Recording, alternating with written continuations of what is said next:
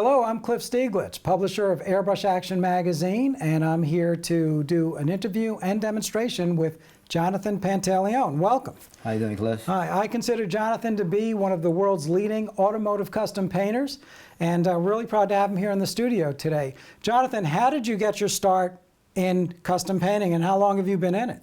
Oh, I've been in it for 20 years, and this is non-stop airbrushing. I started, I went into the mall and saw somebody airbrushing. I was just astonished on what this guy was waving, this chrome piece of metal, and then colors was coming out, and I just ended up staying there for about 3 hours. And I was like, wow, what is that tool? And I stood there and I actually find the courage to actually ask him what it was, and he was kind enough to actually tell me. And I asked him, well, how much does it cost to get started? And he's like, $500. And I'm like, well, at high school, $500, that's a lot of money, Yeah. And then I figured, you know what? I said, let me wait, save up some money. And then some of my friends actually offered and said, look, if we come up with half, can you come up with the other half? I'm like, well, you know what? That's fine by me. That's, take half of the cost, which was a lot better. And sure enough, we ended up purchasing the equipment, and I just kept practicing ever since. What kind of airbrushing did you start doing? Oh, it's just the basic. I really couldn't, go into like the portraits that I saw in the mall. I mean, did you start with T-shirts? Yes. That's what I think I heard. It's pretty much just T-shirts, just doing names and cartoon characters, anything that's very outlined. And then gradually, I wanted to enhance my ability to airbrush, so I wanted to practice more of the shading, and part of it like black and white portraits maybe, and just keep pushing and pushing.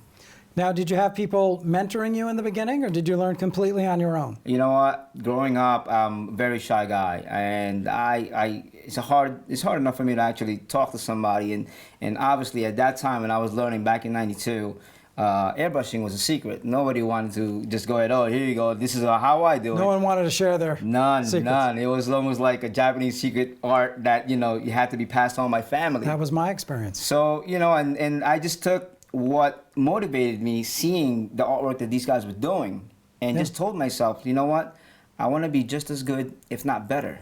And that was my motivation. That was the passion that gave me the drive to just push on and keep pushing to this day. So who helped you in the beginning, if anyone? A lot of my, I guess, the guys that I saw that was on the top was people like Javier Soto. Yeah. And Jimmy Arroyo, a friend of mine.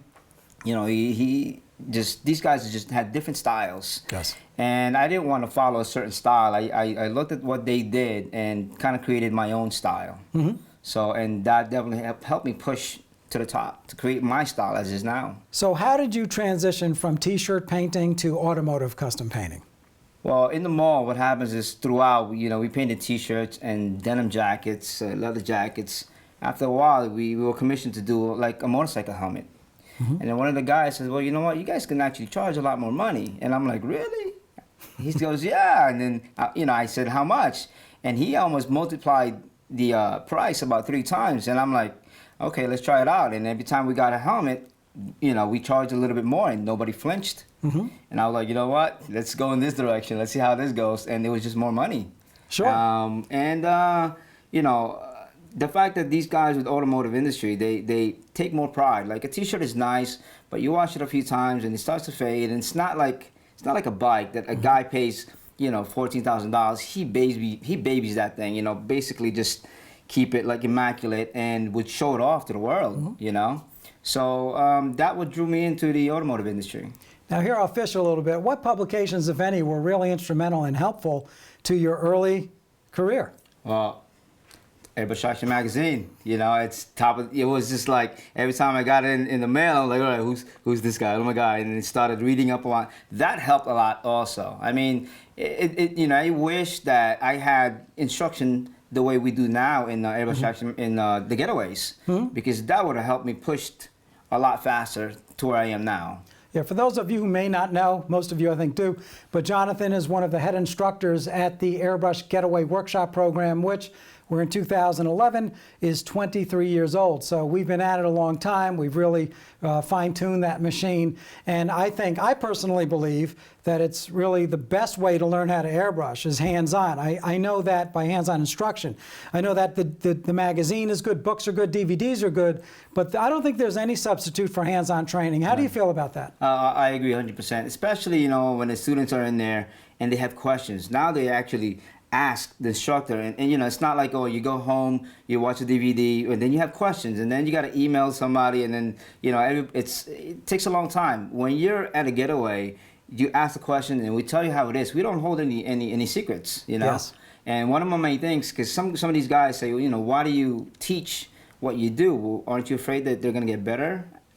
I said, you know what?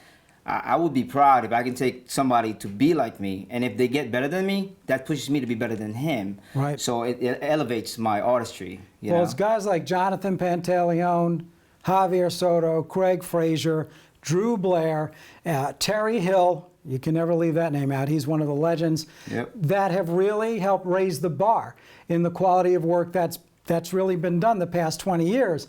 And thankfully now guys are very open, top artists are very open to sharing what they know. Because I started 30 years ago where nobody wanted to tell you anything, and I was out there struggling, and I've said it in interviews, I think people bought out of sympathy back then. I realize now how bad my work was, and today on the overall, it has improved for most people exponentially, and we can make that difference for you at the Airbrush Getaway workshops as well. Anyway, without further ado, Jonathan is also here to do a demonstration on a technique, an image, a texture. So Jonathan, I'm going to hand the floor over to you. I'm going to move out of your way. All right. All right, guys, let me show you how to do a feather. Let me go sketch with a Stabilo and kind of just draw a line. And most of my lines it doesn't have to be precise. I just want to get the basic shape of a feather. And again, this is not going to be like realistic. This is almost stylized feather.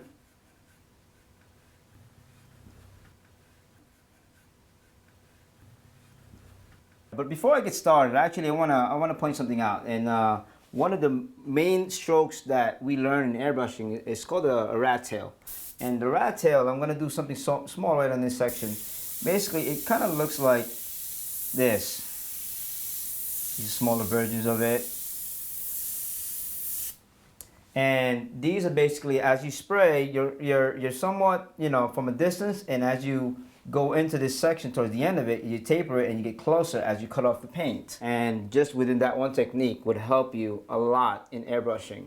Yeah, from what I understand, once you master the flare stroke or rat tail stroke, you can do any stroke in airbrushing. Yes, I 100% agree. And when I was learning, I did thousands, 10,000s of it, and that just practice makes perfect. So let me go ahead and do this feather right here.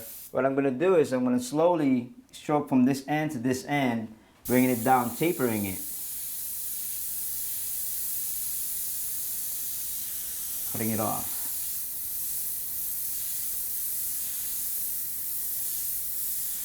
Now I'm going to start, this motion right here is basically going to start from here, and you can see that translate into that. I'm going to actually, this heavy part is going to go right on the middle, and it's going to start to taper in there, just like that.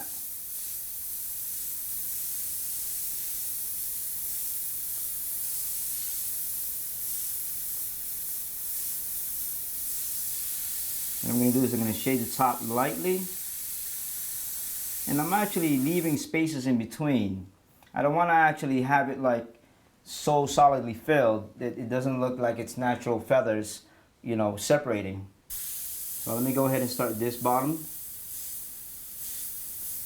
and then come back in over here.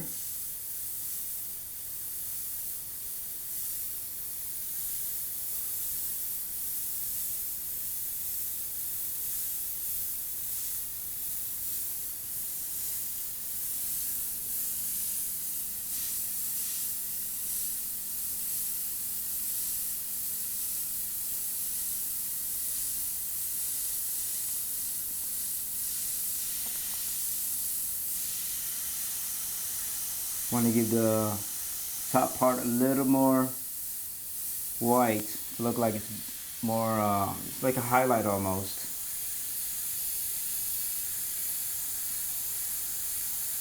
By creating the top whiter, this leaves more kind of shadowy. So it's already, I'm already getting the effect that it's being lit properly. So let me go ahead and start the bottom of this section here. And using the same strokes,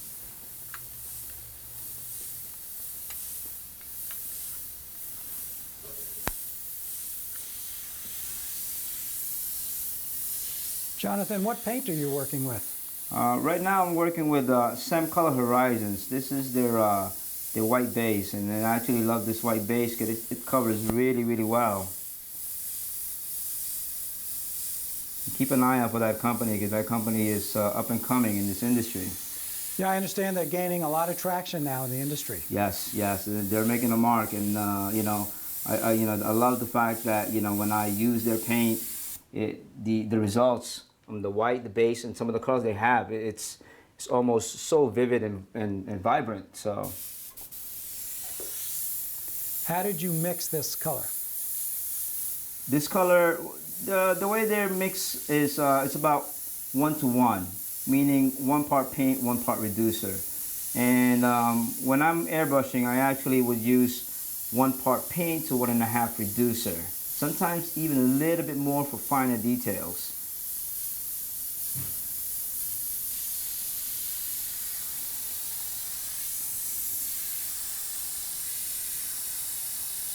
What kind of pressure are you working with, pounds per square inch, for your airbrush? Oh, I'm using right now. I'm using the Iwata Eclipse HPCS, and with urethane, you can actually work at a low pressure. And right now, I'm working with about maybe 35 psi.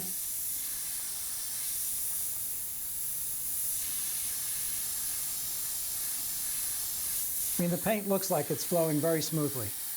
Yes, it is. That's what you want. You don't, sometimes you don't want to keep fighting. It's hard enough to actually paint and then fight your actual materials and the tool itself, and it can get frustrating. Now, where is Sem Paint available? You can find your Sem products at your local jobbers. I suggest maybe go to semproducts.com, and I'm sure they have a store locator, and every state is different. So go check them out. At least try 1 or 2 of the colors, and I love it.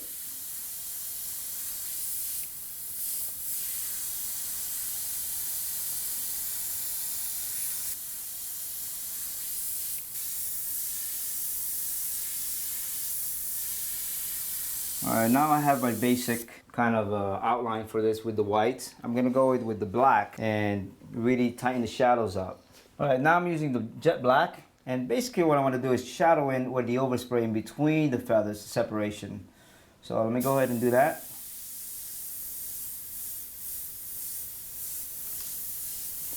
Now, Jonathan, how did you mix the black? The black is mixed the same way, which is 1 to 1.5. 1 part paint to 1.5 parts of reducer. And is that Sem Black as well? Yes. I'll add a little bit of shadow right on the bottom of this. Notice how I'm building the line, and I'm not actually running a full line. Now, Jonathan, in what instances would you use a feather in your artwork? You know what, for a long time I used to get a lot of requests for anything Native American, with dream catchers and feathers and eagles. This definitely gives it a nice touch to it. Now, in what other effects can these strokes be used? This strokes has a full range of different effects, such as hair. I mean, the rat tail can be hair and feathers and fur, and it's just got to be practiced all the time, because once you learn that, your airbrushing gets a lot easier, believe me.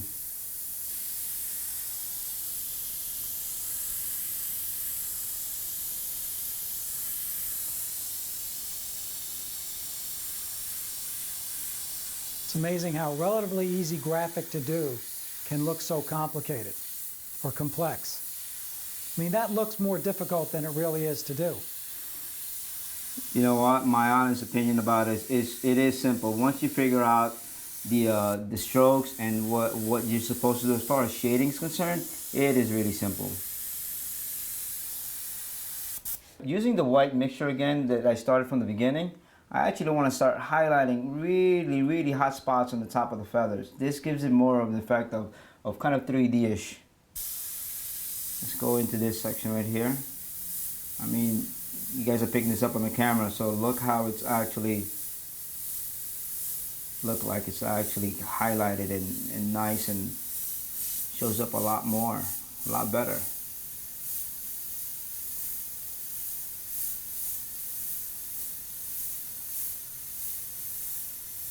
I mean, these are the little things that makes it different in the painting. Study lighting. Lighting is very important.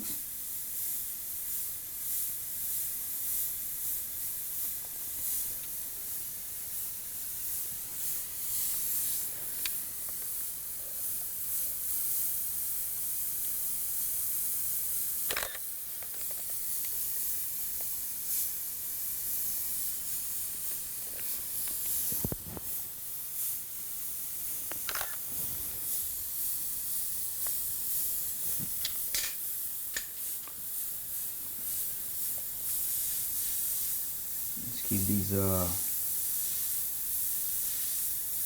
the center, some nice highlights. Make it even strong. It stands out a lot more.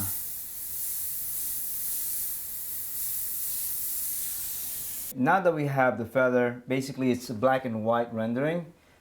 It's kind of boring to me, so I want to give it a nice effect and more interesting. So what I'm going to do is I'm actually going to use a bright red, which is a semi-opaque from SEM, and I'm going to give it a nice soft edge and maybe give it a little smoky effect. So let me show you how that's done right here.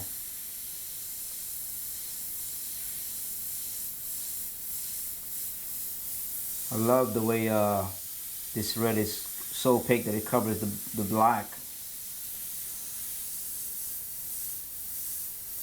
What I'm doing is I'm actually getting very close to the edge of the white, but still leaving about maybe 1/16 of an inch of gap, giving it a nice little dark kind of outline, but still soft.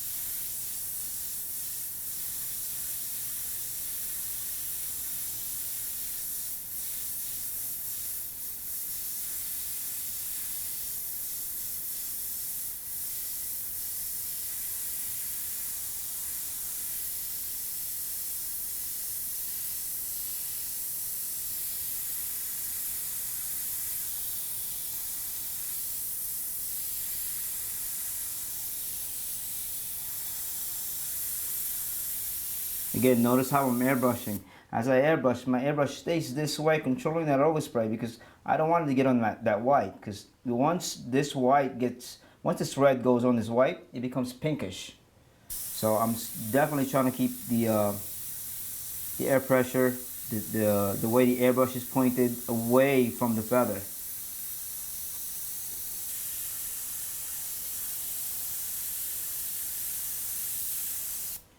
And there it is. Jonathan, thank you very much. That was You're a welcome, great Flash. demo.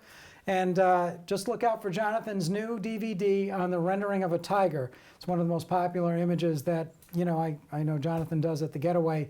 It's become a great standard there, a great looking piece, and it'll be out in about a month or two, October of 2011. We will hopefully see you again soon, Jonathan. Yes, definitely. Thank you. Thanks again for your time.